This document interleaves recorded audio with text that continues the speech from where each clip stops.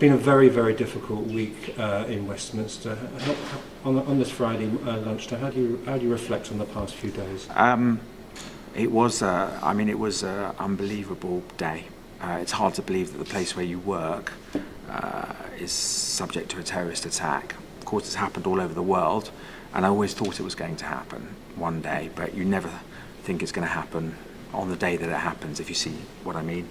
I was voting in the division lobby, and suddenly we weren't allowed to go back. The division lobby is the MPs vote. We weren't allowed to go back to our office. They locked the doors, and they said you have to be confined to the space of the voting lobbies and the chamber.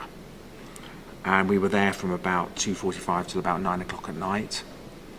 And at the beginning, I wasn't sure what had happened, although we suddenly heard noise, and then one of the MPs in the voting lobby shouted, "Get away from the windows," because nobody knew what was happening. And I had my phone with me, but it had very little battery, because I was expecting to go back to my office and after the vote and charge it. And I had left my government BlackBerry in my office. And then I texted my staff, and there were two of them who work with me in my office are from Harlow, and they told me on text that the police had come down to where they work in the basement of the Commons. It's actually called the Dungeons, and shouted, "Get out, get out!" And then they were evacuated to Westminster Abbey. One of them is our Harlow apprentice, Owen, they were both courageous. Hannah, who also works with me, and stayed in Westminster Abbey for quite a few hours. In fact, Owen's father is black cab driver, and he waited for 5 hours. And I think he picked them up when they were allowed out of Westminster Abbey and took them back to Harlow. But it was surreal atmosphere. Gradually, you kind of found out what went on. They put on a monitor so you could see Sky and BBC, and we were all sitting on each other's benches. So I found myself for a time sitting on the Labour side of the House, which is very rare, but just chatting to MPs. You just kind of forgot what political parties.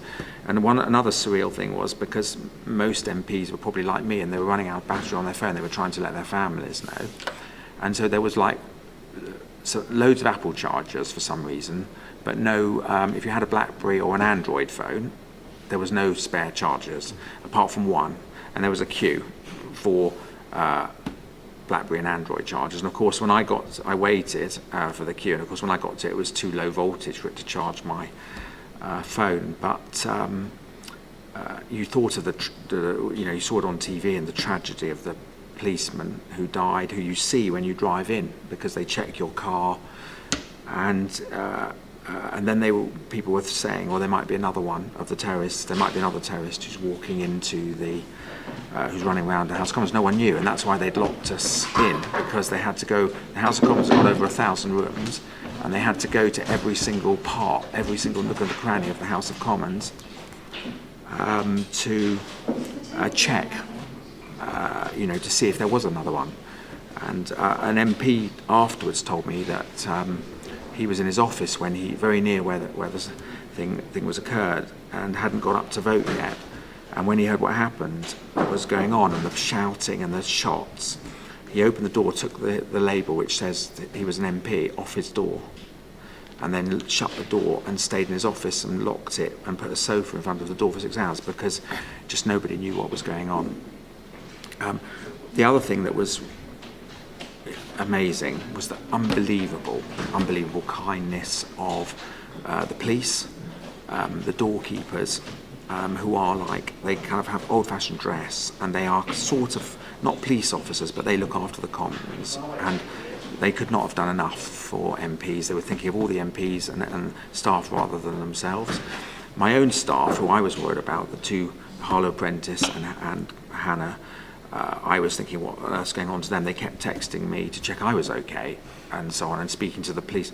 And then at the end, we weren't allowed to go through the main entrance, so and there was a massive long walk to the other side for me. As you know, my legs aren't brilliant, so I was thinking, how am I going to walk to the end, and how am I going to get home? And just the whips, who were the party managers, one of them just came down and helped, because I had a suitcase, because I was supposed to be going to speak to a conference about apprenticeships straight after, and helped me, and then walked along, and then another minister had a car, and so he gave me a lift. And so all the time, despite all this going on, it's like being stuck in the chamber and not 100% sure of what was happening. And sometimes what would happen, the leader of the House of Commons would get up every half an hour or so, or the deputy speaker, and say, "This is what's happened." So you kind of, as the news was filtering through, it was a strange day. It's kind of more, I think it's more affected me since, as opposed to on the day itself, because you're just full of adrenaline.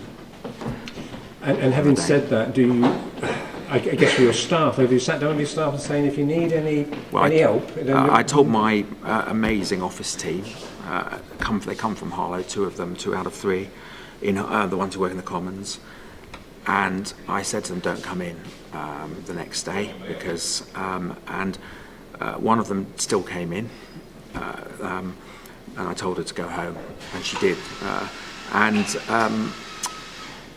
so they're not in today as well. So I've told them to. We will talk on Monday. They seem to be okay. I've obviously spoken to them a lot on the telephone. The Harlow apprentice, 19 years old, Owen.